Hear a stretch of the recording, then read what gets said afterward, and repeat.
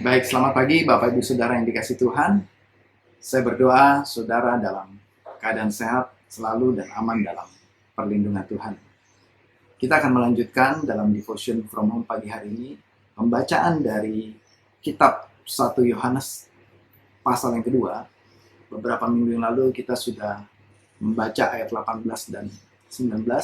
Hari ini mari kita lanjutkan pembahasan pembacaan kita ayat 20 sampai 27. Namun untuk mempermudah kita memahami keseluruhan perikop ini, saya akan membacakan mulai dari ayat 18 lagi. Mari kita baca bersama-sama. Anak-anakku, waktu ini adalah waktu yang terakhir. Dan seperti yang telah kamu dengar, seorang antikristus akan datang. Sekarang telah bangkit banyak antikristus. Itulah tandanya bahwa waktu ini benar-benar adalah waktu yang terakhir. Memang mereka berasal dari antara kita, tetapi mereka tidak sungguh-sungguh termasuk pada kita. Sebab jika mereka sungguh-sungguh termasuk pada kita, niscaya mereka tetap bersama-sama dengan kita. Tetapi hal itu terjadi supaya menjadi nyata bahwa tidak semua mereka sungguh-sungguh termasuk pada kita. Ayat 20, tetapi kamu telah beroleh pengurapan dari Yang Kudus. Dan dengan demikian, kamu semua mengetahuinya. Aku menulis kepadamu, bukan karena kamu tidak mengetahui kebenaran, tetapi justru karena kamu mengetahuinya. Dan karena kamu juga mengetahui bahwa tidak ada dusta yang berasal dari kebenaran. Siapakah pendusta itu? Bukankah dia yang menyangkal bahwa Yesus adalah Kristus? Dia itu adalah anti-Kristus, yaitu dia yang menyangkal baik Bapa maupun anak. Sebab barang siapa menyangkal anak, ia juga tidak memiliki Bapa. Barang siapa mengaku anak, ia juga memiliki Bapa. Dan kamu, apa yang telah kamu dengar dari mulanya, itu harus tetap tinggal di dalam kamu. Jika apa yang telah kamu dengar dari mulanya itu tetap tinggal di dalam kamu, maka kamu akan tetap tinggal di dalam anak dan di dalam Bapa. Dan inilah janji yang telah dijanjikannya sendiri kepada kita, yaitu hidup yang kekal. Ayat 26, semua itu kutulis kepadamu, yaitu mengenai orang-orang yang berusaha menyesatkan kamu. Sebab di dalam diri kamu tetap ada pengurapan yang telah kamu terima daripadanya. Karena itu tidak perlu kamu diajar oleh orang lain. Tetapi sebagaimana pengurapannya mengajar kamu tentang segala sesuatu, dan pengajarannya itu benar, tidak dusta. Dan sebagaimana ia dahulu telah mengajar kamu, demikianlah hendaknya kamu tetap tinggal di dalam Dia. Baik. Bapak Ibu Saudara, beberapa minggu yang lalu ada sebuah berita yang cukup menggemparkan warga Amerika, khususnya di kota New York. Sebuah berita dengan headline seperti ini, polisi New York bukan sungguh-sungguh menjadi warga negara Amerika Serikat, namun mata-mata Cina. Itulah judul di halaman muka, ya, headline dari media-media di New York minggu lalu. Dalam berita ini dikatakan pemerintah Amerika menangkap warga keturunan Tibet yang bekerja untuk kepolisian New York, ya, pada hari Senin minggu lalu tanggal 21 September. Nah, gara-garanya, bagaimana ceritanya? Gara-garanya pria ini diyakini adalah mata-mata pemerintahan China. Dari sumber yang dapat dipercaya, pria berusia 33 tahun tersebut aktif mengirimkan informasi ke Cina sejak tahun 2018 hingga berita ini diturunkan. Investigasi sejauh ini mengungkapkan bahwa mata-mata Cina ini tersebut merupakan bagian dari keluarga partai politik, sebuah partai politik di China. Orang tuanya adalah anggota dari partai politik tersebut. Adapun dirinya masuk ke Amerika lewat jalur suaka politik dengan dalih dia mengalami penyiksaan di China karena dia adalah etnis Tibet. Jadi dia mendapatkan suaka di Amerika, lalu dia mendapatkan pekerjaan dan dia melamar sebagai polisi di kota New York dan diterima, dan dia mengambil kewarganegaraan Amerika. Saudara, berita ini cukup menggegerkan negara, khususnya kepolisian Amerika. Bagaimana mungkin ada seorang mata-mata masuk sampai lingkungan dalam, sampai di dalam kepolisian, sehingga banyak rahasia-rahasia, banyak data-data, informasi-informasi yang sensitif diambil atau diberikan kepada pemerintahan Cina. Saudara, peristiwa mata-mata China ini menggambarkan bahwa dia tidak sungguh-sungguh menjadi warga negara Amerika Serikat. Dia terselubung menjadi warga negara Amerika Serikat untuk kepentingan pemerintahan Cina. Ilustrasi polisi mata-mata ini memudahkan kita untuk mengerti apa yang ditulis oleh Yohanes, bahwa Yohanes menyampaikan akan ada banyak antikristus yang akan muncul di waktu-waktu terakhir. Dari ayat 18 ya. Kemudian ayat 19 dikatakan bahwa mereka ini antikristus ada banyak. Mereka bermunculan. Mereka ini berasal dari antara kita. Mereka ini ada bersama-sama dengan kita, dikatakan. Dan namun mereka ini tidak sungguh-sungguh bersama-sama dengan kita. Seperti polisi mata-mata tadi. Dia polisi bersama-sama dengan warga negara Amerika Serikat, tapi dia tidak sungguh-sungguh. Luarnya saja, bajunya saja polisi Amerika, tapi di dalamnya, hatinya adalah untuk pemerintahan China. Dia tidak sungguh-sungguh menjadi warga negara Amerika. Demikianlah antikristus. Yang luarnya, bajunya, dia mengatakan saya pengikut Yesus, tetapi hatinya ya, ada dusta di dalamnya. Di dalam ayat 21 dikatakan, tidak ada dusta yang berasal dari kebenaran.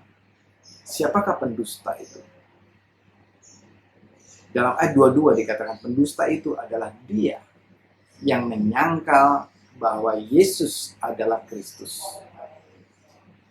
Siapakah pendusta itu? Yaitu dia yang menolak, dia yang menentang, menyangkal bahwa Yesus adalah Allah yang datang ke bumi menjadi manusia untuk menyelamatkan umat manusia, untuk menebus dosa umat manusia. Dia adalah antikristus. Dia adalah yang menentang Kristus. Sangat jelas dikatakan bahwa mereka menyangkal Yesus.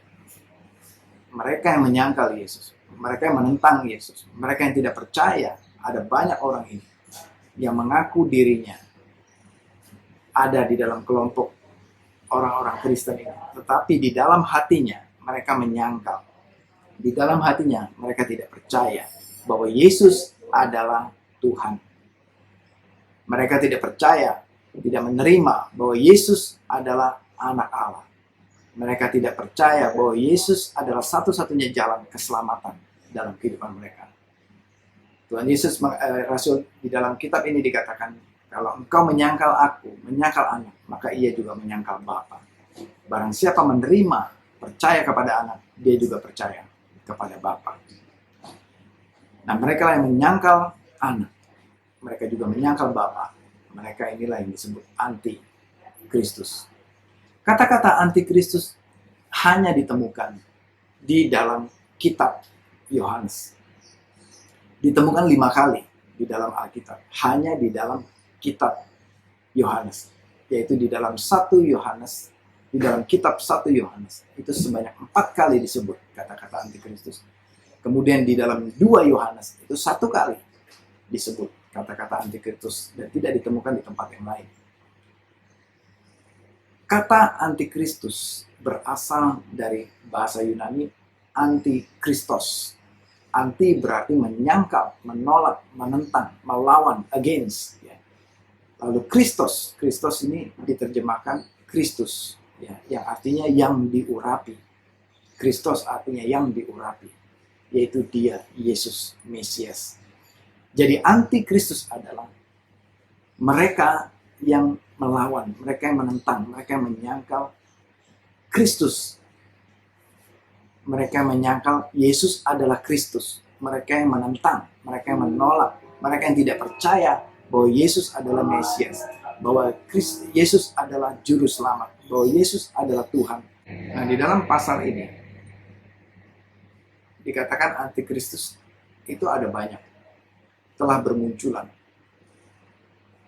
Ya, menurut Rasul Yohanes di sini mereka yang dulunya bersama-sama dengan para murid, namun mereka tidak bersungguh-sungguh menjadi murid Kristus, sebagaimana dalam ayat 19. Namun kamu, ya, saudara dan saya, ya, atau pembaca pada masa itu, dikatakan mereka ini berbeda. Kamu berbeda dengan orang yang keluar ini, yaitu antikristus, mereka yang sudah keluar. Jadi antikristus, siapa itu antikristus? Kalau saya bisa ambil kesimpulan dari pasal ini, yaitu mereka yang tidak sungguh-sungguh tinggal di dalam firman Tuhan. Mereka yang jubahnya saja Kristen, tetapi hatinya tidak sungguh-sungguh percaya akan firman Tuhan. Tidak sungguh-sungguh percaya dan tinggal di dalam firman. Lalu antikristus adalah mereka yang menyangkal Yesus adalah Tuhan. Dan mereka menyangkal Bapa di surga. Mereka menyangkal bahwa Yesus diutus oleh Bapa. Yang ketiga, antikristus adalah mereka yang pendusta. Mereka tidak ada kebenaran di dalam diri mereka. Mereka hidup di dalam dusta. Mereka menyesatkan banyak orang percaya, orang Kristen. Mereka menolak dan mereka berusaha menyesatkan banyak orang percaya. Ajarannya adalah kesesatan. Namun saudara dan saya, kita semua, Rasul Yohanes mengingatkan, meneguhkan bahwa kita ini adalah murid Yesus. Bahwa saudara adalah murid Kristus.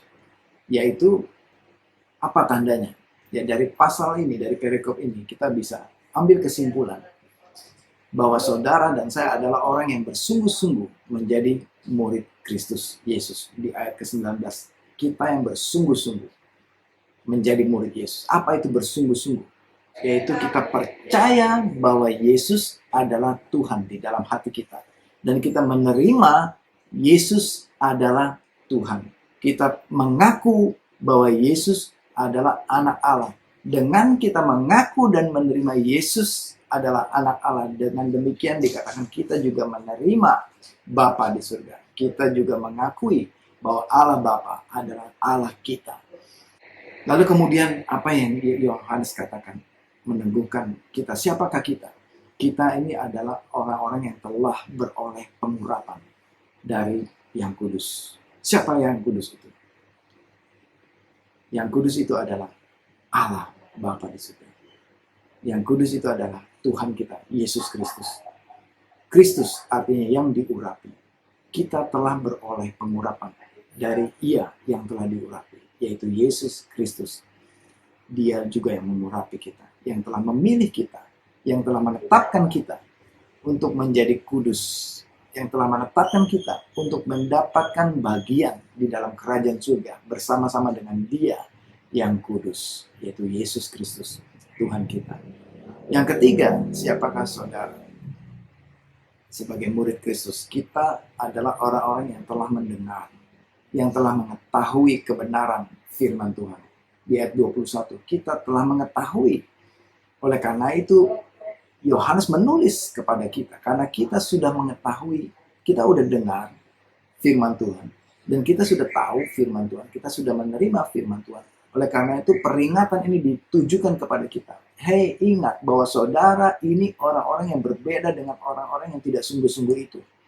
Kita ini berbeda. Kita ini orang yang mengetahui kebenaran. Untuk itu, nasihat firman Tuhan dari perikop ini di ayat 27.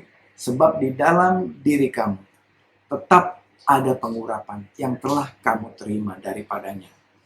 Karena itu tidak perlu kamu diajarkan oleh orang lain.